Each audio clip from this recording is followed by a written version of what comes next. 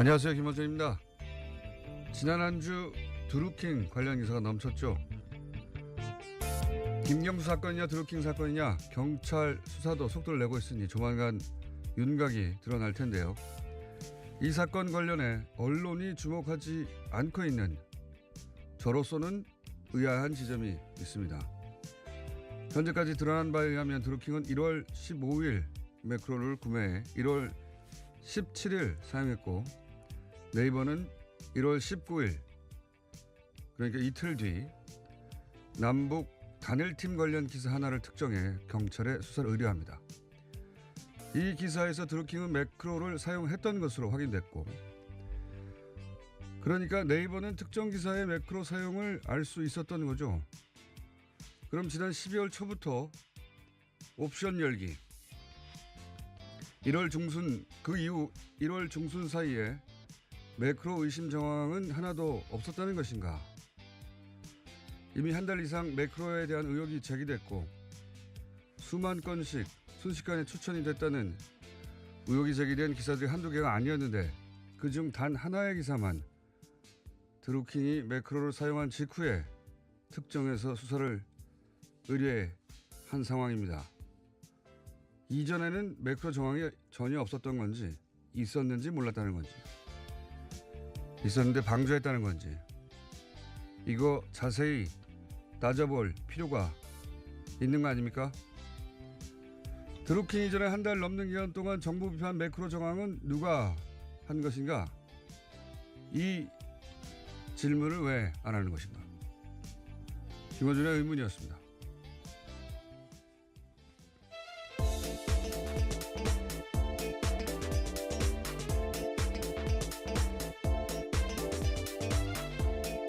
시사인의 김은지입니다. 네. 저는 지난주에 한 번쯤은 이런 의문 제기가 있을 거라고 생각했는데 전혀 없더라고요. 뭐 수많은 기사가 나왔는데 이게 이제 잘 모르시는 분들이 많을 텐데 드루킹은 1월 15일 날 매크로를 구매했고요. 이틀 뒤인 1월 17일부터 사용했다고. 네, 현재까지 밝혀진 경찰 네. 수사 결과입니다. 그리고 네이버는 1월 17일 날 매크로를 사용했다고 하는데 네이버는 1월 19일 날 이틀 뒤에 남북 단일팀 관련 기사 하나를 특정해서 수사 의뢰를 합니다. 이상하지 않습니까? 사실 가능하다면 모든 기사에 다 했을 것으로 보이는데요. 이제 그 기사 하나만 특정했다면 좀 의아한 점들이 있죠. 여러 가지로 의아하죠. 그러니까 그 이전에 많은 사람들이 뭐 동영상도 촬영해서 이거 봐라 단시간 내에 이렇게 추천에 올라간다 하는 기사들도 있었어요. 여러 개. 뭐 저도 그렇고 많은 사람들이 매크로 정황에 대해서 의혹 제기한 지 한 달이 넘었고 그때는 수사 의뢰를 안 했어요. 그리고 수사 의뢰를 한 것은 드루킹이 매크로를 사용한 지 이틀 뒤 드루킹이 매크로를 사용한 기사 하나 특징의 수사 의뢰했다. 왜 이상하다고 저는 생각합니다. 그 대목을 이상하다고 왜 말하지 않는 건지 그게 또 이상합니다. 자, 이 얘기는 따로 또 제가 준비해서 하기로 하고요. 예. 저는 이상해서 계속 궁금해서 들여다보고 있거든요. 첫 번째 뉴스는요. 네, 이번 주 남북 정상회담이 있기 때문에요. 관련 뉴스들이 굉장히 많습니다. 우선은요, 지난주 토요일에 북한이 대륙간 탄도미사일 시험 발사를 중지하고 함경북도 길쭉은 풍계리 핵실험장을 폐기하겠다라고 밝혔습니다. 지난 20일 열린 북한 노동당 전원회의에서 결정된 사항인데요. 북한은 이 같은 조치가 핵 군축을 위한 중요한 과정이다라고 주장하고 있습니다. 또한 핵 위협이 없는 한 핵무기를 절대 사용하지 않고 핵무기와 핵기술을 다른 나라로 이전하지 않겠다라고 밝혔는데요. 또 국가 핵무력을 달성한 만큼 경제에 집중하겠다는 선언도 했습니다. 이에 따라서 핵 경제 병진 노선도 5년 만에 방향을 전환했습니다. 그렇군요. 예. 이거 관련해서는 그 의미가 뭔지 왜냐하면 이제 뭐 상반된 보도가 나옵니다. 예. 대전환점이다라고 하는 평가도 있고 뭐 풍계리 같은 경우는 이미 용도 폐기된 거 아니냐 이런 지적도 있긴 있습니다. 그리고 제가 사실은 이 관련해서 궁금한 것은 이 정도 결정, 그러니까 모라토리엄이라는 게 더 이상 이제 미사일 발사나 이런 거 하지 않겠다는 거거든요. 미래 핵에 대한 선언을 했다라고 되게 해석하고 있습니다. 그런 거 더 이상 하지 않겠다는 건 여긴 더 나갔어요. 예.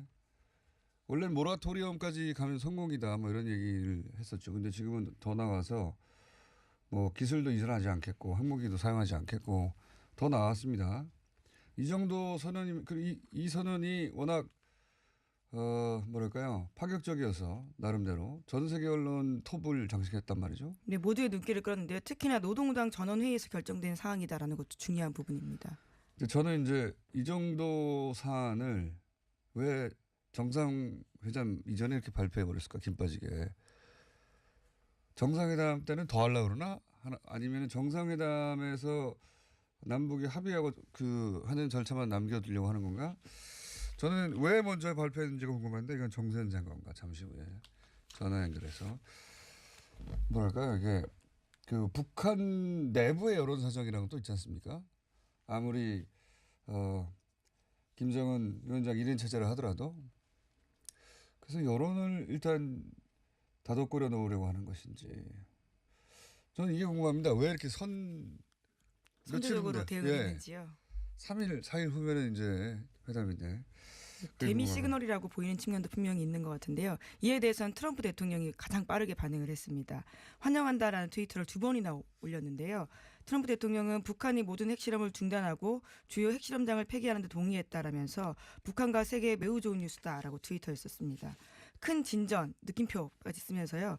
북미의 정상회담을 기대한다라고 썼는데요. 관련 기사가 올라온 지 1시간 만에 트위터 썼습니다. 그리고 나서는 또다시 4시간 반 뒤에요.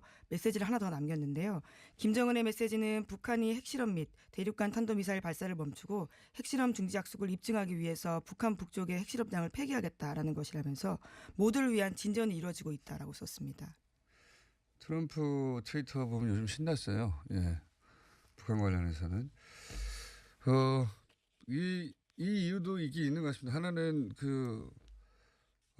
북한 내부의 여론. 아니, 뭐 이때까지 핵 개발하느라고 이렇게 얘기하다가 갑자기, 남북 정상회담에서 더 이상 핵 개발하지 않고 이렇게 선언을 해버리면 뭔가 앞뒤가 안 맞잖아요. 그래서 그런 절차를 밟은 건지 또 하나, 요건 좀 더 분명하게 목적이 드러나는 것 같은데 트럼프 대통령이 역대 미국 대통령 중에 미국 언론들이 가장 싫어하는 대통령이거든요. 지금도 끊임없이 싸우고 있습니다. 최근에도 언론 주요 행사를 가지 않았다는 것도 기사가 모든 났습니다. 언론들이 트럼프 대통령에 대해서 부정적으로 우리는 알 바 아니죠.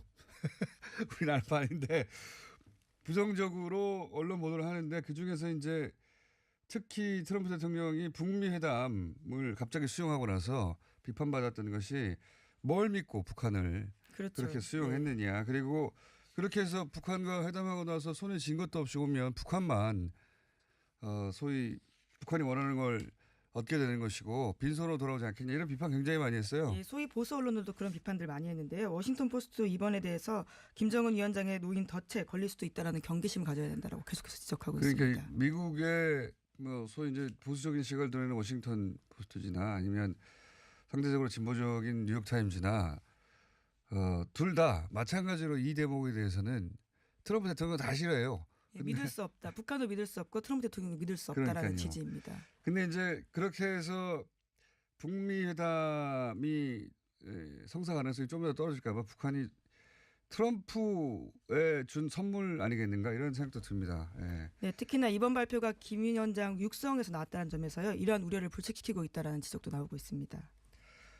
그러니까요. 그러니까 트럼프 대통령의 미국 내 입지 모라토리엄 선언보다 더 나아가서 그걸 도와주려고 한 측면도 있지 않을까? 뭐 이런 생각도 하긴 합니다. 네, 그래서 실제 도움을 받았어요. 트럼프 대통령은. 네, 그래서 이번 트위터 멘션도 보면요. 자신의 제안에 대해서 북한이 동의한 것처럼 썼다라고 합니다. 그러니까 자신의 몫이다라는 식의 이야기들을 굉장히 강조하고 있는 거죠. 그거에 뭐 항상 트럼프 대통령이 항상 하는 일 아닙니까? 무슨 일이 일어나도 다 자기 때문이라고. 예. 상관없어요. 우리 입장에서는 그렇게 해서 종전되고 평화체제 들면 상관없습니다. 노벨상도 가져가고 다 가져가라고 하세요. 자, 다음은요.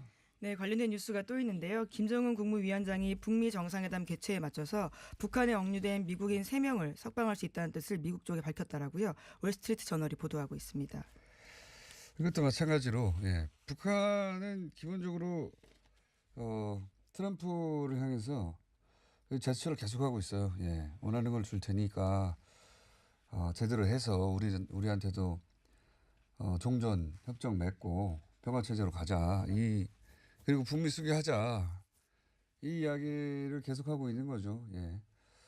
그리고 그 와중에 그 아베 일본 총리는 북한에 억류된 3인 석방은 한국계지만 미국 국적이란 말이죠. 그렇죠. 예. 예. 근데 여기에 남의 회담인데 자국 문제를 자꾸 해결해야 되려고 끼얹으려고 하고 있어요. 일본인 납북자 문제 자꾸 네. 테이블 위에 올려놓으려고. 미일 정상회담의 주요 이슈이기도 했습니다. 예. 알았어. 한마디는 해줄 수 있죠. 근데 이게 참 경우에 없는 짓이에요. 자기가 북일 정상회담으로 해결하면 되지 않습니까? 근데 북미 회담 하는데 그리고 남북 회담 한다는데 자꾸 자기 나라 의제를 염치 없는 짓인데 근데 이제 아베는 그때까지 기다릴 여유가 없는 거죠. 현재 아베가 워낙 지지율도 지금 추락하고 있고 예, 끝없이 스캔들이 터지고 네. 있습니다. 사학 스캔들에 이어서 이번엔 또 성추행 스캔들까지 있거든요. 이게 일종의 이제 아베 총리 내각이 넘어가는 와중으로 보여지는 게 일본에서는 이 스캔들이 그 정권이 튼튼한 가운데서 잘 안 일어나는데 넘어갈 때는 여기저기서 터지잖아요. 원래 그렇지만 이게 자민당 총재 선거에서 아베가 떨어질 확률이 높아지고 있거든요. 결사적이 됐어요. 아베도. 예.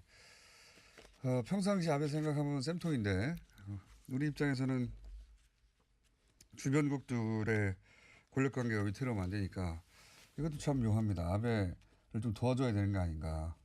남북정상회담, 북미정상회담 쭉 이어지는 정황 속에서는 미워도 그런 생각도 하게 됩니다. 자, 다음 뉴스는요. 네, 관련된 소식 하나만 더 전해드리면요. 남북이 오늘 남북 정상회담 관련해서 경호, 의전, 보도 분야 3차 실무회담을 개최합니다. 또 이번 남북 정상회담은 모바일로 생중계가 된다라고 하는데요. 그러니까 김정은 위원장이 남측으로 내려오는 장면, 문재인 대통령과 김 위원장의 첫 만남, 박명록 서명, 환담 이런 것들을요 모두 실시간으로 볼 수 있게 됩니다. 여기서 중요한 포인트는 모바일 영상 같은 경우에 모바일뿐만 아니라 다른 것도 그렇긴 하지만 이 동영상에 국가 제한이 걸리는 경우 있거든요. 왜 해외에 나갔을 때 보려고 하면 네네. 이 국가에서는 볼 수 없다 그런 경우 있지 않습니까? 이건 아닙니다. 전 세계에서 볼 수 있다. 해외에 계신 교민들도 실시간으로 볼 수 있습니다. 물론 그 나라 사람들도 볼 수 있겠죠. 전 세계에서 모바일 통해 볼 수 있게 되었다. 예. 자, 다음 뉴스는요. 네, 2014년에 일베가 일으켰던 이른바 폭식투쟁 기억하실 텐데요. 세월호 특별법 제정을 요구하며 단식을 하던 세월호 가족 앞에서 일베를 비롯한 극우단체가 음식을 먹는 행동을 했습니다. 이러한 단체들의 삼성이 정경련을 통해서 거액의 돈을 지원했다라고요. 어제 저녁 MBC 스트레이트가 보도했습니다. 삼성은 보수단체 지원과 관련한 부분에 대해서는 재판 중이라면서 이에 대해서는 제대로 답변하지 않았다라고 합니다. 이야기는 예전부터 있었죠. 예, 산발적으로 있었는데 삼성이 직접 폭식 투쟁을 해라고 하진 않았을 지언정 그 폭식 투쟁을 주도했던 단체, 예, 자유 들어가면 제가 항상 의심해야 된다고 말씀드렸지 않습니까?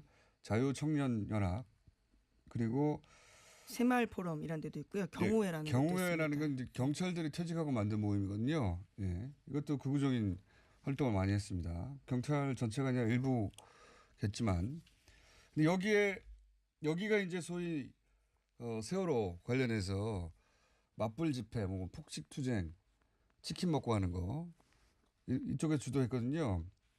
근데 이 단체에 삼성 돈이 들어갔다는 거잖아요. 네, 계속해서 말해서. 들어갔다는 건데 예. 일회성이 아니고 2013년, 14년, 15년 계속해서 돈이 더 늘어나는 방식으로 들어갔다고 합니다. 그러니까 이거는 이런 집회가 이런 단체에 의해서 주도했다는 걸 알고 나서도 돈이 들어갔기 때문에 삼성이 세월호 맞불 집회를 지원했다고 말해도 되는 겁니다. 그전에는 돈을 넣었는데 그 단체들이 알아서 한 것이고 우리가 그 활동을 할 줄 어떻게 알았냐 말할 수 있지만 소위 폭식 투쟁 이런 거 하고 난 다음에도 돈이 들어갔거든요.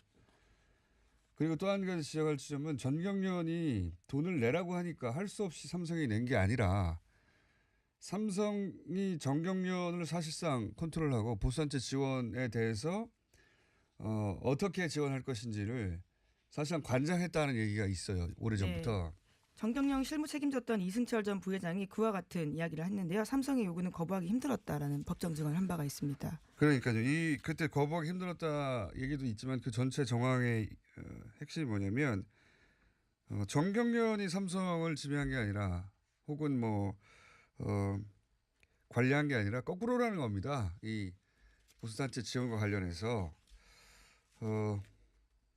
그렇게 생각하면 삼성은 이 단체들이 세월호에 폭식투쟁 할 거 알고서 혹은 하고 나서도 계속 지원한 거라는 것은 세월호 관련 집회에 대해서 삼성이 어떻게 생각했는지 혹은 뭐 당시 정권이 세월호를 얼마나 부담스러워했는지 알고 그걸 도와주려고 했는지 이렇게 드러나는 거죠. 이게 대단히 극악한 뉴스입니다, 사실은. 네, 자유청년연합 사례만 봐도 그런 건데요. 계속해서 돈이 늘어나고 있습니다. 자, 이 뉴스는 앞으로 후속 뉴스가 계속 나와줘야 될 텐데 스트레이트도 일주일에 한 번밖에 안 해가지고 저희가 그 사이에 인터뷰 한번 잡아보겠습니다. 자, 시간이 거의 다 됐네요. 예, 관련 뉴스 드루킹 뉴스도 확인해야죠. 예, 드루킹 김 씨가 대표인 인터넷 카페 경제적 공진화 모임의 한 회원이요. 더불어민주당 김경수 의원의 보좌관에게 500만 원을 줬다라는 사실이 드러났습니다. 시점은 지난해 대선 끝난 이후인데요. 해당 보좌관은 드루킹 김 씨가 구속된 이후에 돈을 돌려줬다라고 합니다. 개인 사이에 빌려준 돈이다라고 주장하고 있는데요. 사용증은 없습니다. 또 김 씨가 관련 내용을 김 의원에게 보좌관 한 아무개 씨에게 500만 원 건넸다면서 협박성 메시지를 보낸 적도 있다라고 합니다. 드루킹 관련 이 기사는 말이죠.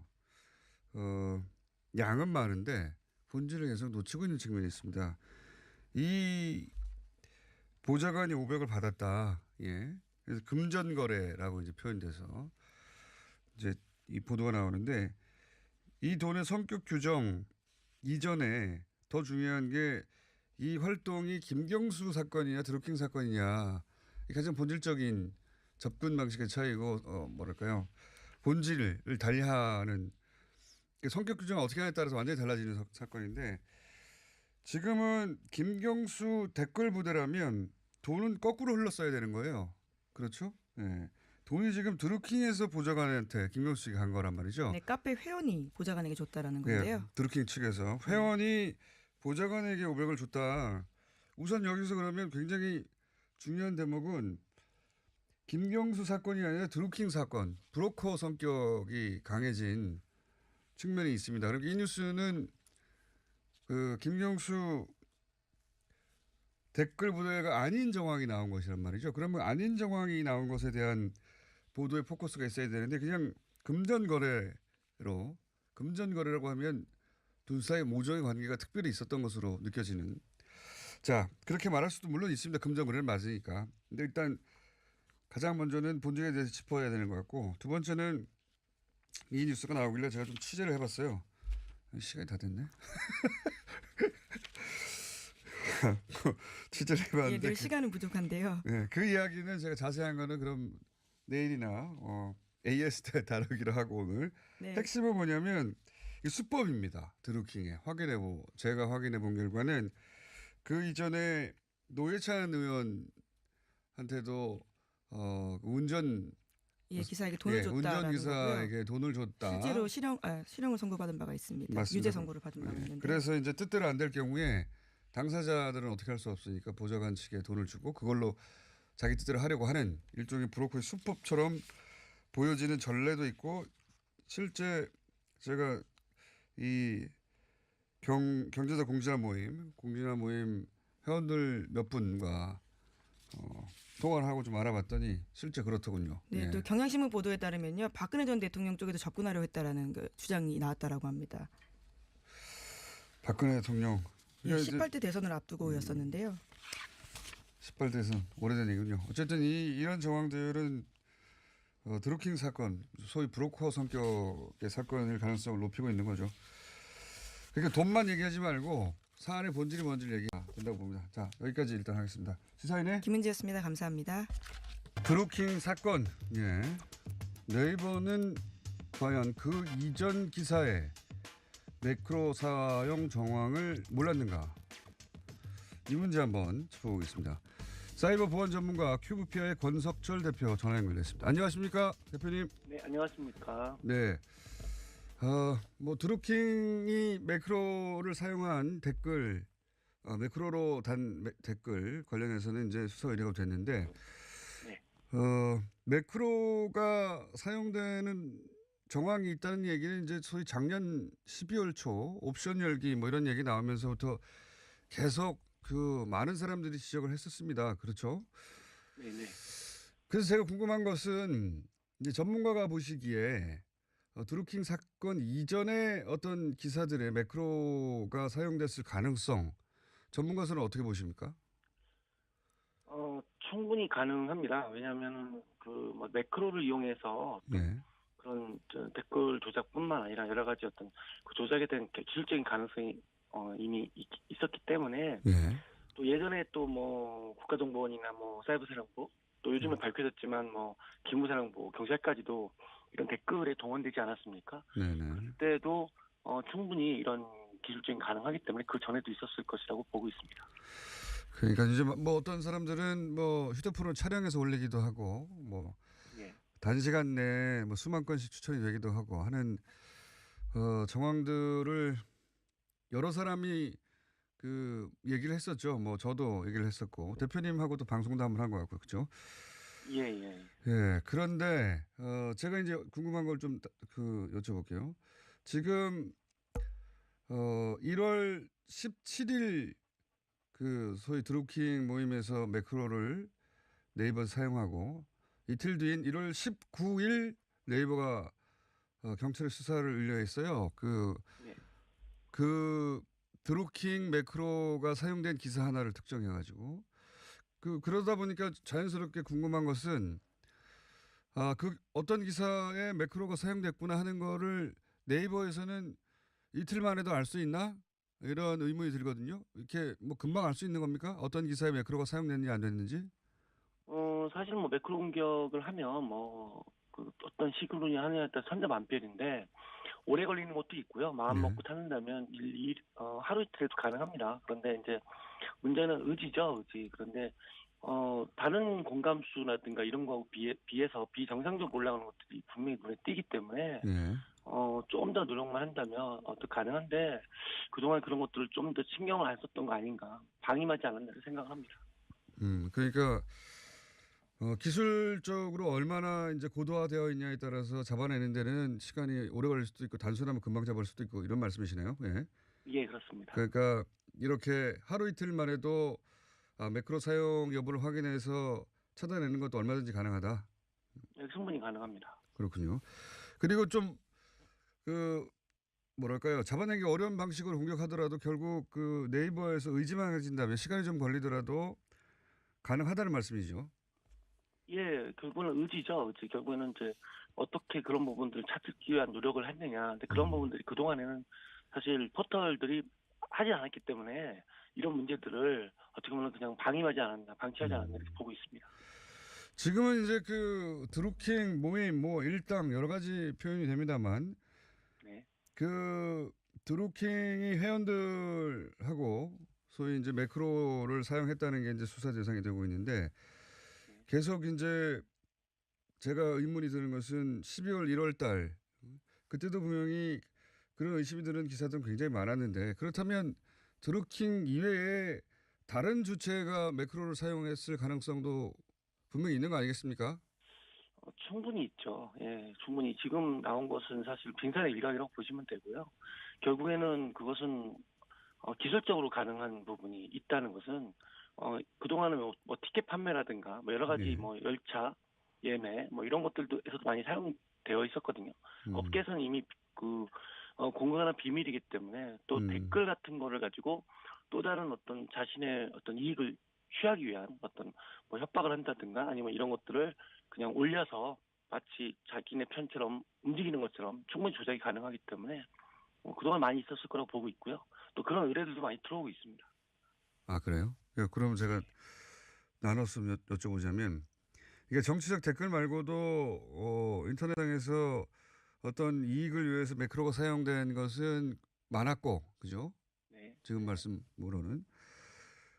그리고 이게 정치적 댓글 같은 경우도 사실은 의뢰가 많이 들어오기도 했다. 이건 직접 경험하시는 겁니까?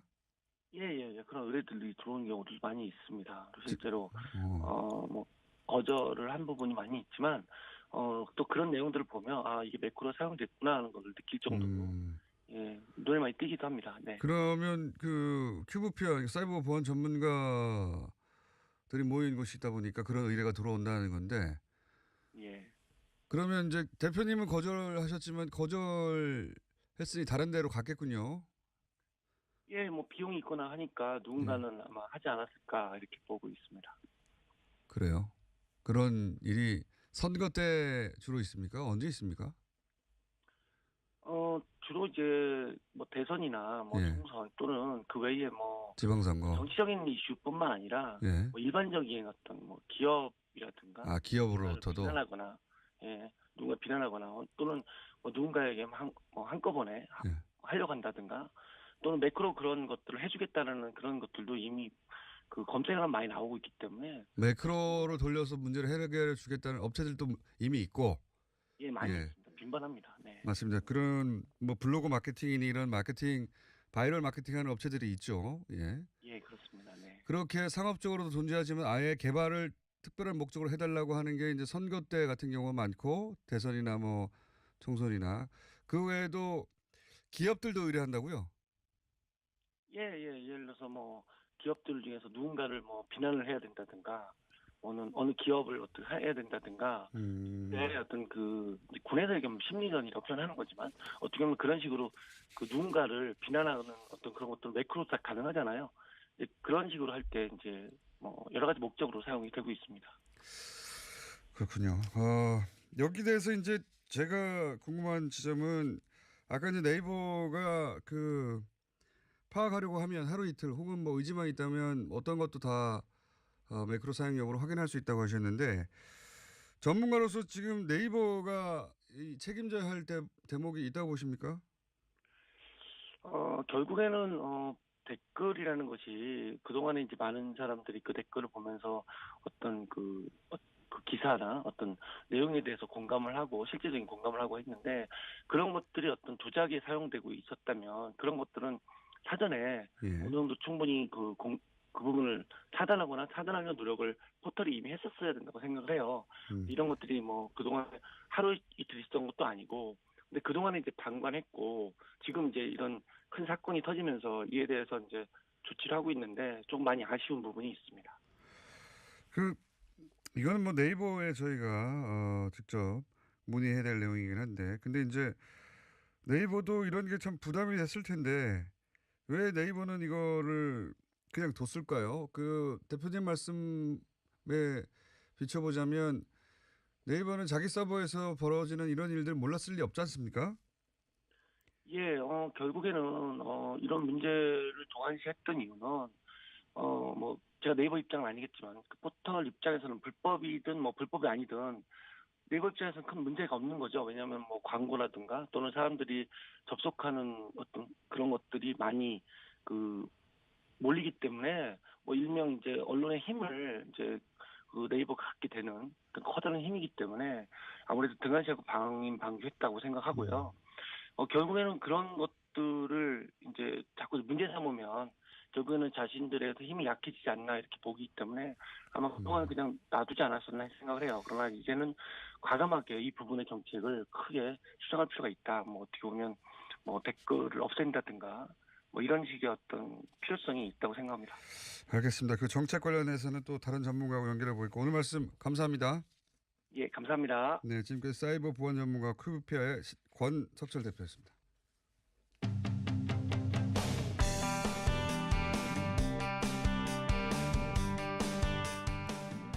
북한이 핵시험장 폐쇄, 그리고 핵실험, 대륙간 탄도미사일 발사 중지 여러 가지 선언을 했습니다. 이거 어떤 의미가 있는지 정세현 전 통일부 장관 전화 연결됐습니다. 안녕하십니까, 장관님? 예, 안녕하세요. 예. 이게 이제 소위 모라토리움이라는 것보다 더 나간 거죠, 이게 내용이. 그렇죠. 미래 핵은 이제 포기하는 거죠. 앞으로 핵을 더 갖지 않겠다. 예. 하는 이제 그 의미가 있고, 그 대신 지금 현재 핵 이거 지금 가지고 있는 핵무기 그다음에 이미 미국 동부 지역까지 도달할 수 있는 장거리 미사일, 예. 대륙간 탄도 미사일, ICBM 이거는 지금 북미 수교 그다음에 평화협정과 바꾸자. 그러니까 미래 핵은 포기하게 할 테니까 현재 핵을 가지고 이제 협상을 시작하자 하는 그런 얘기입니다. 미국 정상회담 앞두고. 아하, 그렇군요. 한마디로 말해서 지금 있는 것까지만 하고 더 이상 안 하겠다 이런 의미야. 예, 그게 이제 협상장으로 미국을 불러내는 또 남한을 불러내는 그런 일종의 상징적인 조치죠. 이건 사실 북한이 미국한테 준 선물과 마찬가지 아닙니까, 그죠? 예. 선물 글쎄 뭐 선물이라고까지는 좀 그렇고. 선물까지는 아닙니까? 선물까지는 아니고 이렇게 우리가 비핵화 의지를 확실히 가지고 있다는 것을 행동으로 보여줄 테니까 미국도 북미 회담이라든지 평화협정에 대해서 어떤 그 반대급부를 줄지 뭐 선물이라고 하면 선물이죠. 선물 줄지 준비해가지고 오라는 얘기입니다. 그러니까 우리는 이 정도는 내놓을 테니까 당신들도 뭐 좀 자세를 잡고 와라 이런 얘기겠군요. 그러면. 그렇죠. 예. 이걸 어떻게 평가하십니까? 물론 트럼프 대통령은 이제 이 모든 게 본인 덕분이라고 자랑하는 중인데, 근데 미국 언론들에서는 보면 이게 이제 핵을 폐기하겠다 이런 선언이 아니라 거꾸로 읽어야 된다. 이거는 우리는 사실상 핵 보유국이라는 선언이라고 읽어야 된다. 이런 평가도 나오거든요. 이 대목은 어떻게 평가하십니까? 그렇게 곡해라고 할까 틀어서 해석할 수 있는 그 구절이 있죠. 그 결정서에 보면. 그런데 그거는 협상을 통해서 협상을 통해서 변화시킬 수 있는 그런 입장입니다. 말하자면 핵을 뭐 수출하거나 핵기술 수출하거나 사용하지 않겠다는 얘기 같은 것은 수출을 막고 그다음에 또 뭐 기술 이전 막고 싶으면 비핵화 대신 북한이 요구하는 수교나 평화협정을 체결해달라 하는 그런 얘기예요. 그러니까 말뜻을 북한 말은 항상 행간을 읽어야 됩니다.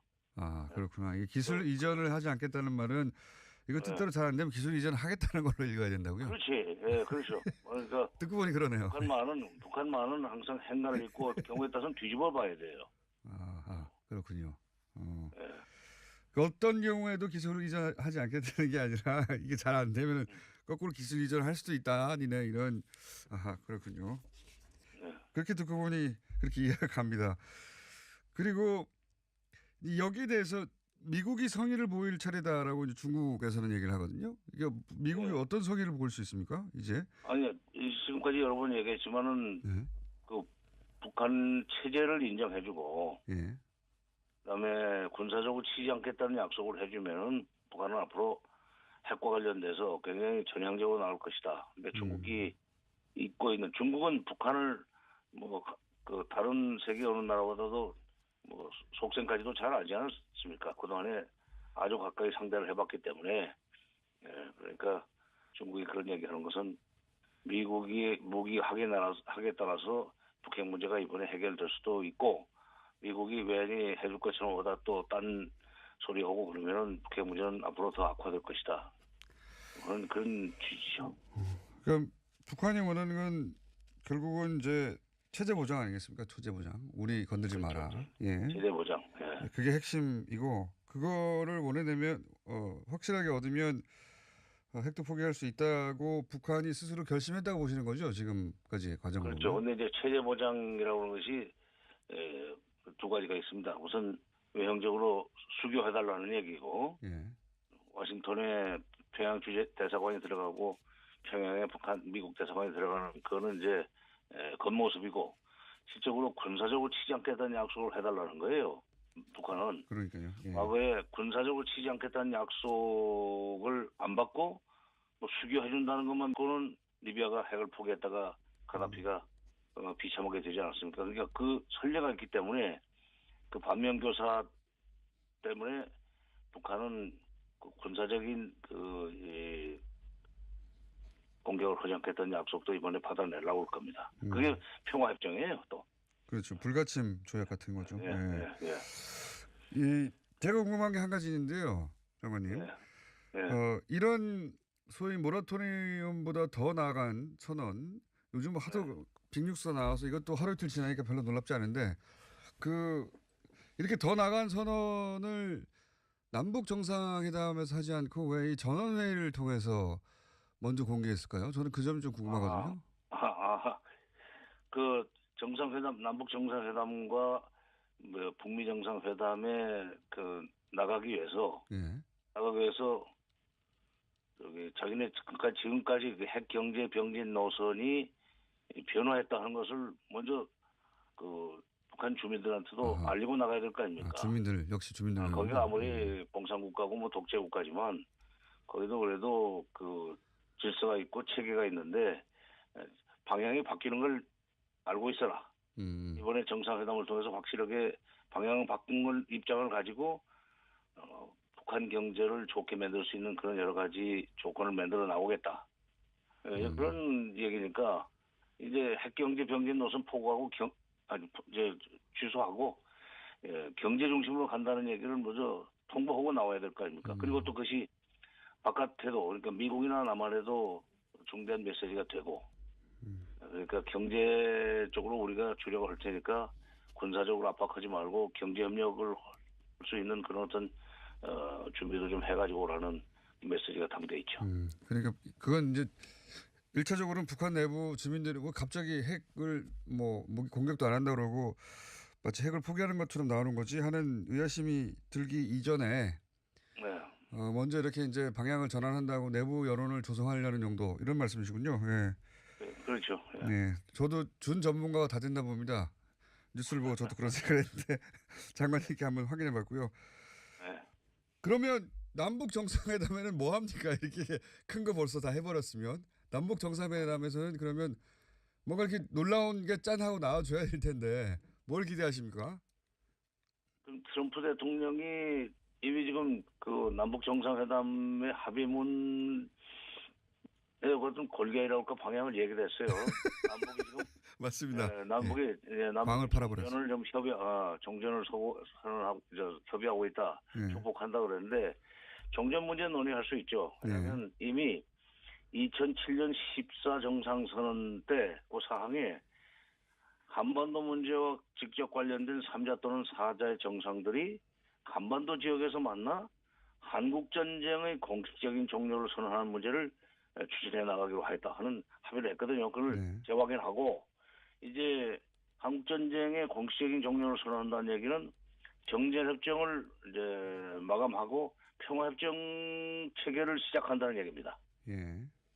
그러니까 그거는 남북 간에도 얼마든지 2007년 14 선언을 재확인하고 그 종전을 선언하고 평화협정 체계로 넘어가는데 남북이 협력하기로 했다. 그 정도 선언이 나오는 것이 북미 정상회담에서 상당히 뭐 토대를 강화한다고 그럴까 이렇게 될 수가 있죠. 그러면 이제 단계를 종전 선언 그리고 평화 협정 그리고 북미 수교 이렇게 나누면 남북 회담에는 종전 선언과 평화 협정에 대한 얘기를 하고 북미 수교 때 실제 평화 협정을 4자로 할 건지 3자로 할 건지 결정한 다음에 북미 수교 이야기를 하고 이렇게 앞뒤로 남북 회담과 북미 회담의 역할을 나눠서 이렇게 예상해 볼 수 있는 거네요. 그렇죠. 이제 또 비핵화를 하는데 어떤 단계를 거쳐서 몇 년 내에 끝낼 것인가 하는 것은 북미 정상회담에서 논의가 될 거예요. 그래서 남북 정상회담에서도 비핵화 얘기는 뭐 할 수 있지만 그러나 비핵화 대신 북한이 받아내려고 하는 것이 북미 수교고 평화협정이기 때문에 뭐 언제까지는 얘기할 수 있지만은 세부적인 내용은 북미 정상회담에서 결정되려고 봅니다. 진짜 큰 알맹이는 아마 북미 정상회담을 위해서 남겨둘 것이다. 그렇죠. 그래서 문재인 대통령도 남북 정상회담은 북미 정상회담의 길잡이라고 그러지 않았어요. 알겠습니다. 비핵화 말씀하셨는데 이제 이 비핵화가 단계가 뭐 3년이 걸린다, 2년이 걸린다, 몇 년이 걸린다 얘기하는데 트럼프 대통령 임기가 2020년까지밖에 안 됩니다. 네, 뭐 정확하게는 좀 2년 반 남았죠. 예, 예. 선거까지는. 대선이 네. 어쨌든 2020년에 있으니까 말에. 네. 그러면 지금으로부터 2년이거든요. 네. 그러면 트럼프 대통령은 2년 내에 끝내려고 하지 않겠습니까? 그러겠죠. 그러니까 2년 내 기술적으로 북한이 예. 2년 내에 뭐 못 끝낼 건 없어요. 그러니까 그만큼 화끈하게 해주는 대신 비핵화를 하는 대신 미국도 화끈하게 북미 수교 문제나 평화협정 문제에 속도를 내주면은 김정은 위원장은 좋다 그렇게 합시다. 그러면 2년 내에 끝날 테니까 그 대신 그 비핵화에 대한 대가도 2년 내에 내 손에 쥐어주시오. 이렇게 나올 거예요. 근데 그 뭐 못할 건 없다고 생각합니다. 핵 비핵화는 우선 진짜 핵물질 이거 없애야 됩니다. 지금 뭐 플루토늄이라든지 우라늄 같은 거. 예. 그다음에 핵시설 파괴. 그다음에 핵무기 폐기. 그러니까 핵물질 폐기, 핵시설 폐기, 핵무기 폐기 이 세 가지인데 핵시설 중에 극히 일부를 지금 폐기했어요. 실험장. 예. 나머지 지금 핵 제조 시설, 핵 재처리 시설, 핵무기 제조 시설, 핵 재처리 시설, 그다음에 ICBM 뭐 제조 시설 이런 걸 이제 그 폐기시키기 위해서는 미국이 성의를 보여야죠. 뭐 경제적인 성의도 필요하고 정치 외교적인 성의도 필요할 겁니다. 그게 지금 2년 내에 끝날 수 있느냐 아니면 3년으로 잡고 선거 대선 직전에는 상당히 그 비핵화가 고비를 넘었다라는 평가를 받을 수 있으면은 그것도 뭐 트럼프로서는 받아줄 수 있지만 자관 2년이나 3년이냐 하는 얘기가 미국 정상회담에서 결정이 되지 않겠는가 하는 생각입니다. 북한 입장에서는 트럼프가 그 이전에 모든 미국 대통령보다 훨씬 전향적으로 이 문제에 접근하기 때문에 트럼프 재선을 도와주기 위해서라도 그 스케줄을 맞춰줄 것도 같은데. 네, 그렇죠. 그렇게 해서라도 예. 북미 수교를 끌어내고 예. 트럼프의 그 국내 정치적 수요라고 할까 필요를 충족시켜주고 북미 수교를 하고 나면은 북한 경제가 크게 발전할 수 있는 여건이 조성이 됩니다. 우선 제재 풀어야죠. 예. 그다음에 국제사회로부터 대북 투자가 들어올 수 있습니다. 대북 투자. 예. 그러면 이제 경제가 발전할 수 있죠. 지금 이제 그 경제 건설에 총력을 집중한다는 얘기도 나왔거든요. 예. 그렇죠. 사회주의 경제 건설을 위해서 예. 주변국들과 긴밀하게 협조하고 뭐 대화하겠다는 얘기를 했는데 그게 환경을 조성하겠다는 얘기까지 했어요. 그러니까 투자가 들어올 수 있는 환경을 조성하겠다는 얘기고 그러려면은 우선 첫째 북미 수교를 해야 되고 평화 체제가 평화 협정이 체결되고 나면은 여러 가지 그 대북 투자들이 들어올 수 있는데 그런 환경을 만들겠다는 것을 이번에 7기 3차 중앙위원회 전원회에서 결정을 했단 말이에요. 그러니까 그 스탠스를 가지고 북미 회담에서 미국하고 거래를 하려고 할 겁니다. 물론 남북 정상회담에서 그 얘기는 나오겠지만 지금 남북 정상회담 이후에 개성공단 문제라든가 NLL 문제라든가 아니면 뭐 DMZ 문제라든가 이런 것도 세부적으로 논의가 되겠죠? 그리고 거기에 관련된 서른도 있지 않을까요? 그게 이제 남북관계 발전이라고 하는 그 세 번째 의제 속에 포함시킬 수가 있죠. 세 번째 이제. NLL 문제 같은 것은 지금 우리 정부가 그 의제로 삼고 있는 것이 세 가지인데 비핵화, 그다음에 평화정착, 남북관계 발전인데 예. 비핵화 문제는 원칙적인 얘기만 하고 구체적인 것은 미국 정상회담으로 넘겨줘야 될 거예요. 그다음에 예.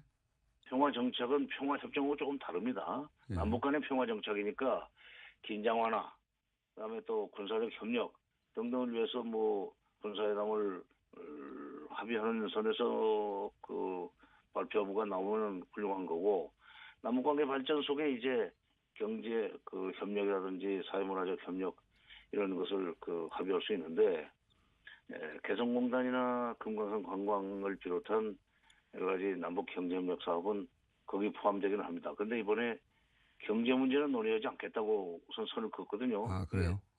현재 당장 유엔 제재, 대북 제재 결의를 건너뛰어야 되는 문제가 있기 때문에 이건 비핵화 과정이 시작되면서 해결될 거라고 보고 지금 의제가 쏠리지 않겠다는 거고, 다만 2007년 정상회담 후에 총리회담도 하면서 남북 간의 합의한 사업들이 48개인가 그럴 겁니다. 그중에 절반 정도는 현재 지금 그 가동 중인 유엔 대북 제재와 무관하게 할 수 있는 것들이 있어요. 그런 것은 바로 재개한다. 그다음에 이산가족 상봉 사업도 그 돈 들어가는 문제 아니니까 북한에 그것도 할 수 있다 하는 그런 정도의 합의를 끌어낼 수 있으라고 보고 되면은 성과죠. 예. 알겠습니다. 오늘 말씀 여기까지 듣고요. 정상회담 이후에는 저희 스튜디오에 한번 길게 나와주셔야 될 것 같습니다, 장관님. 그때 뵙겠습니다. 예. 예. 지금까지 정세현 전 통일부 장관이었습니다.